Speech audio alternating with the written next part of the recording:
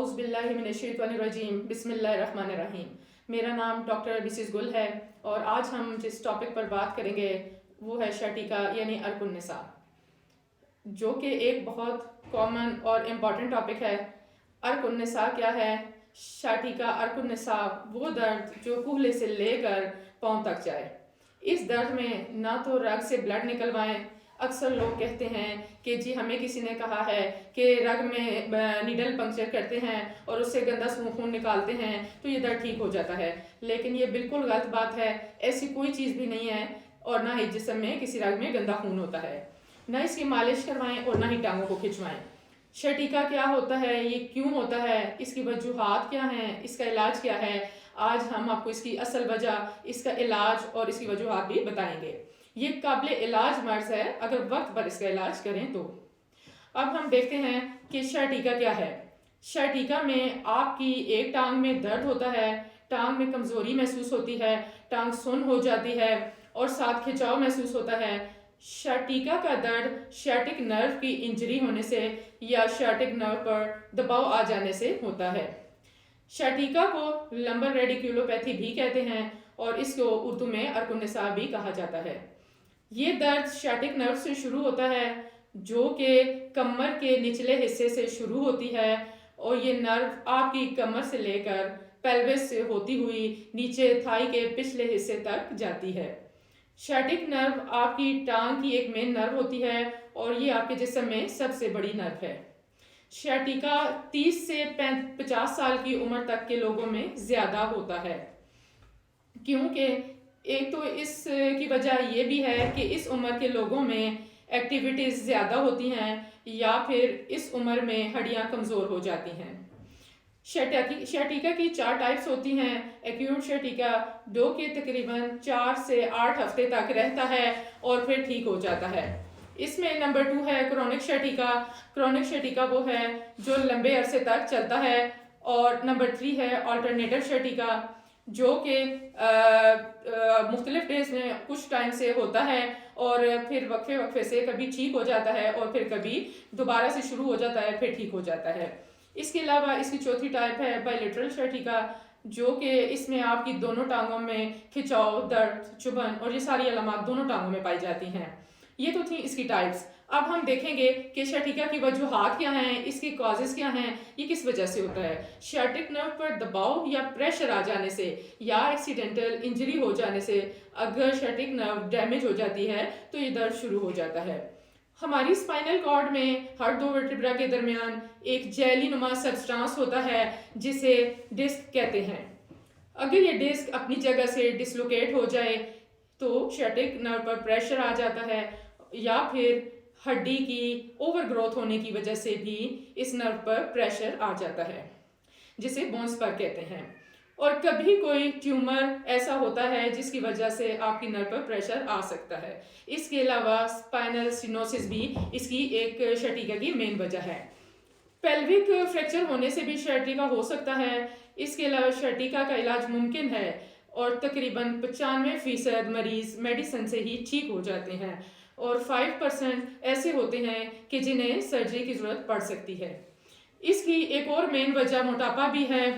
अगर आपका वेट बहुत ज़्यादा है तो आपकी रीढ़ की हड्डी पर प्रेशर बढ़ जाता है, उस वजह से भी आपकी शर्टिक नर्व पर प्रेशर आ जाने से ये दर्द शुरू हो जाता है। इसके अलावा हमल भी इसकी एक मेन वजह है।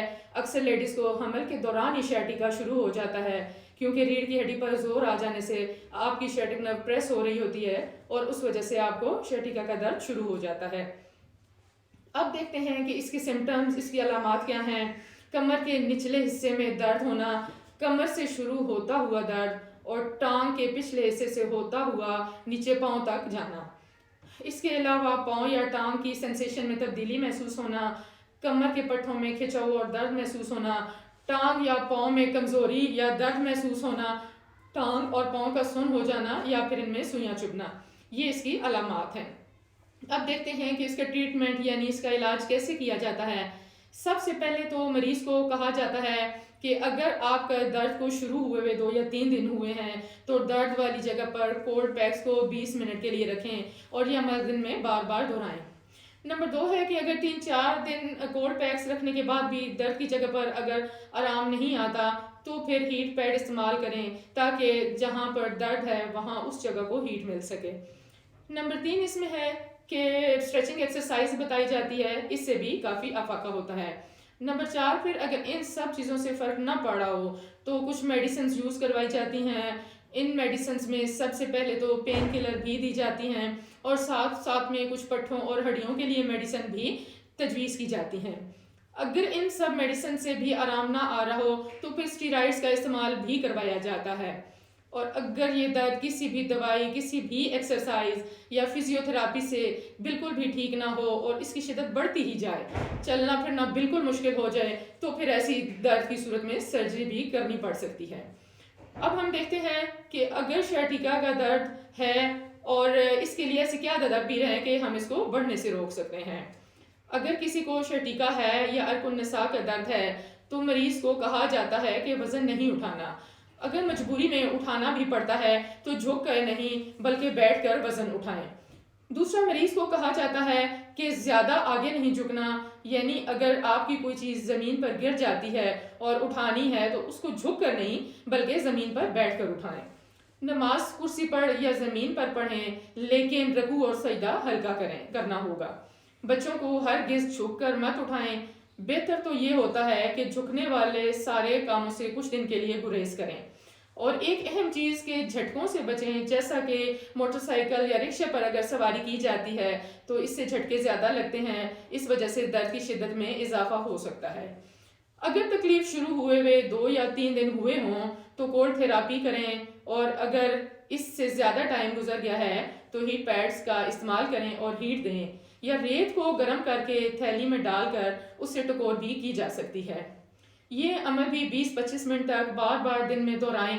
इसके साथ कुछ मरीजों को कमर का बेल्ट यानी लंबर बेल्ट भी तजवीज़ किया जाता है, स्पेशली जिन लोगों को टांग की निस्बत कमर में दर्द की शिद्दत ज़्यादा होती है। इसके साथ साथ कुछ मरीजों को वर्जिश भी बताई जाती है, जिनको बाकायदगी से करना ज़रूरी होता है। ज़्यादातर मरीजों को यही चीज़ें फ़ायदा देती हैं और मरीज़ को किसी और इलाज की ज़रूरत नहीं पड़ती और कुछ दिनों में ही ये अर्कुन-नसा का दर्द ठीक हो जाता है।